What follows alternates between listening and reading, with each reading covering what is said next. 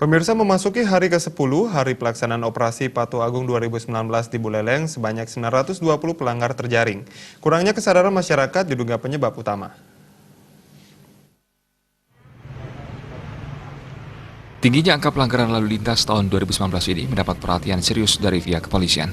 Dari 8 sasaran kegiatan operasi Patuh Agung, sudah dilakukan penindakan pelanggaran tanpa SIM sebanyak 145 dan pelanggaran tanpa STNK sebanyak 734. Dari penindakan pelanggaran yang dilakukan telah mengamankan kendaraan roda 4 sebanyak 5 unit dan kendaraan roda 2 sebanyak 36 unit, sehingga jumlah keseluruhan kendaraan yang diamankan sebanyak 41 unit. Kasat Lantas Polres Buleleng AKP Putudiah mengungkapkan, selama dalam operasi berjalan yang dilakukan sampai ke tingkat polsek jajaran dan banyak menimbulkan dampak positif.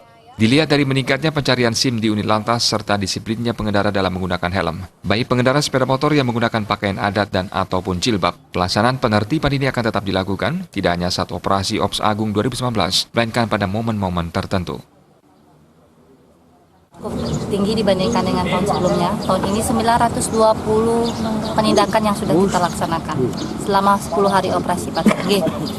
Dengan rincian bahwasannya barang bukti yang kita amankan 36 yang ada di sini R2, ada 5 R4, kemudian ada SIM 145 dan sebanyak 734 barang bukti STNK. Dan untuk yang pakaian adat masih kita tetap tahapan lebih gencar sosialisasi. Kalau kendaraan dinasnya berapa? Kendaraan dinas ada 2, tadi seperti yang sudah dilihat, R2-nya ada 2 ya. Itu kenapa? Tidak bawa SIM, SIM-nya mati dengan STNK-nya juga.